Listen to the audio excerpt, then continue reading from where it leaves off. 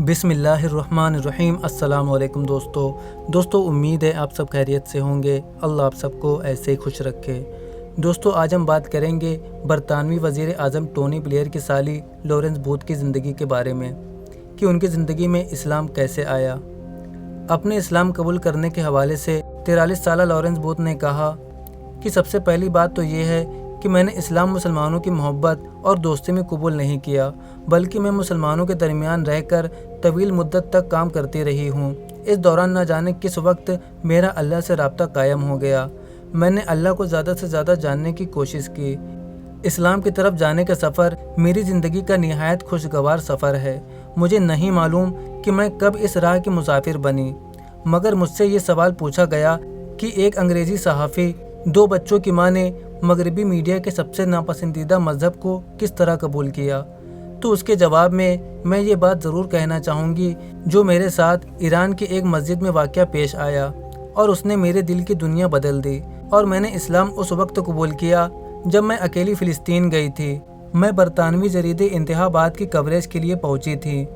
यहाँ मैं ये बात वाज़े कर दूँ कि अपने इस सफ़र से पहले मुझे कभी भी मुसलमानों या अरबों के साथ रहने का मौका नहीं मिला था।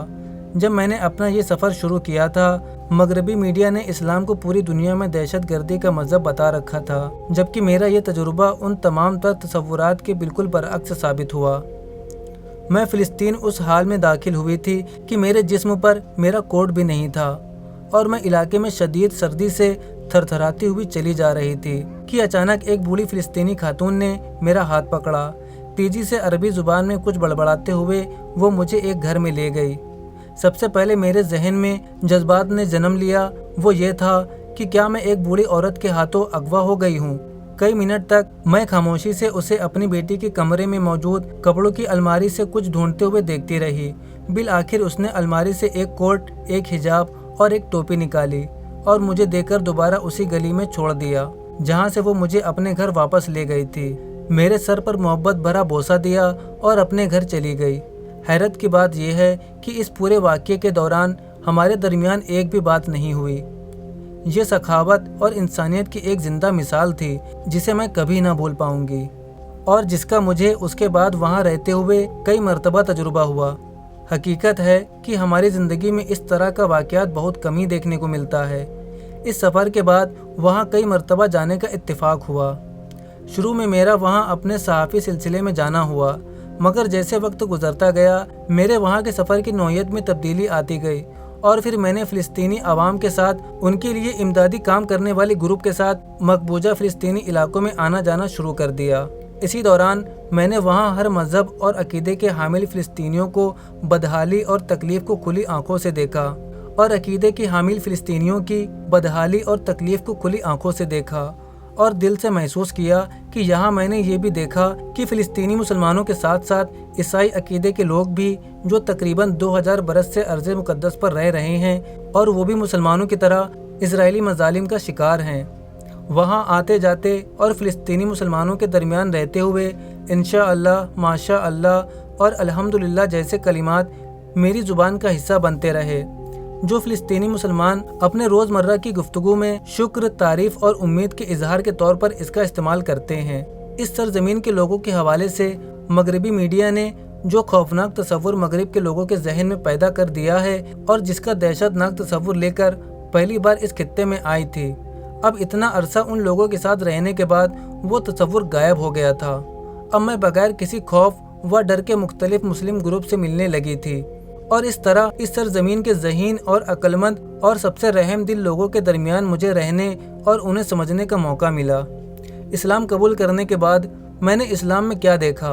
मैंने देखा कि इस्लाम में जो इज़्ज़त और वक़ार औरतों को दिया है वो और किसी मज़हब ने नहीं दिया।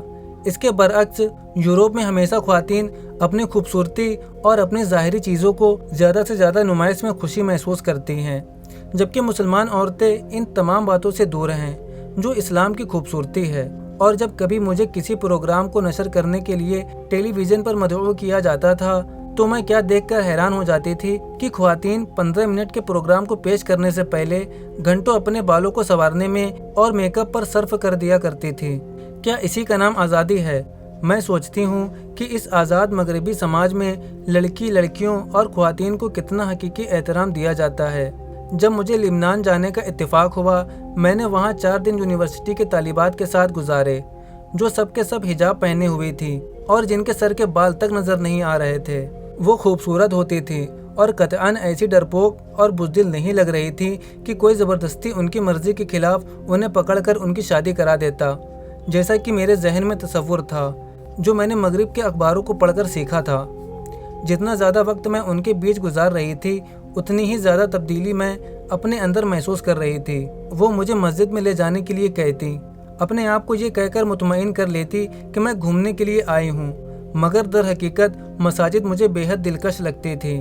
سموسے پارک اور خوبصورت پھولوں سے آراستہ لباسوں کے بارے میں بات کرتے ہوئے لورنس صاحبہ کہتی ہیں کہ اعتدال پسندانہ لباس کا انتخاب اتنا مشکل معاملہ نہیں ہے جتنا سمجھا جاتا ہے۔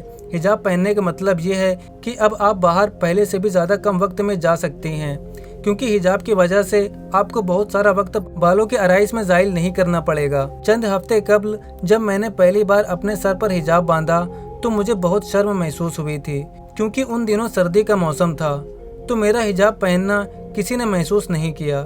البتہ گرمی کے موسم میں حجاب پہن کر نکلنا ایک بڑا چیلنج تھا۔ اسلام قبول کرنے کے بعد میڈیا میں رد عمل کے حوالے سے انہوں نے کہا کہ ظاہر ہے میرے اس عمل سے انہیں موقع ہاتھ لگ گیا اور بہتان پرستی کا سلسلہ شروع ہو گیا، مگر حقیقتاً ان کا مقصد میری ذات نہیں تھی، بلکہ اسلام کا غلط تصور جو انہوں نے اپنے ذہنوں میں قائم کیا ہے۔ اپنے معاشرتی تعلقات کا ذکر کرتے ہوئے ان کا کہنا ہے کہ میں اس حوالے سے اپنے آپ کو نہایت خوش قسمت سمجھتی ہوں کہ میرا اسلام قبول کرنا میرے اہم ترین رشتوں پر کسی طور پر بھی اثر انداز نہیں ہوا۔ میرے غیر مسلم دوستوں کا رد عمل تجسسانہ تھا، نہ کہ مخالفانہ۔ وہ مجھ سے پوچھتے ہیں کہ کیا تم بدل جاؤ گی؟ کیا ہماری دوستی برقرار رہ سکے گی؟ اور کیا اب ہم شراب نوشی کے لیے جا سکیں گے؟ ان کے پہلے 2 سوالوں کا جواب تو میرے پاس یس میں تھا، مگر تیسرے سوال کا جواب قطعاً انکار میں۔ جہاں تک میری والدہ کا تعلق ہے تو وہ میری خوشی میں خوش ہیں۔ دوستو، یہ تھی برطانیہ کی اس خاتون کی اسلام قبول کرنے کی کہانی۔ آئیے ہم سب مل کر اللہ کے حضور دعا کریں کہ اللہ اس نو مسلم بہن کو اسلام پر ثابت قدم رکھے اور ان کی زندگی آسان فرمائے اور جنت الفردوس میں اعلیٰ سے اعلیٰ مقام عطا فرمائے۔ دوستو، اب آپ کا کیا کہنا ہے اس ویڈیو کو لے کر ہمیں کمنٹ کر کے ضرور بتائیں، اور ویڈیو پسند آئی ہو تو ویڈیو کو لائک کریں اور اپنے دوستوں کے ساتھ اسے شیئر کریں۔ اب ملتے ہیں آپ سے ایک اور ریورٹ مسلم کی سٹوری کے ساتھ، تب تک کے لیے اپنا بہت سارا خیال رکھیں۔ السلام علیکم ورحمۃ اللہ وبرکاتہ۔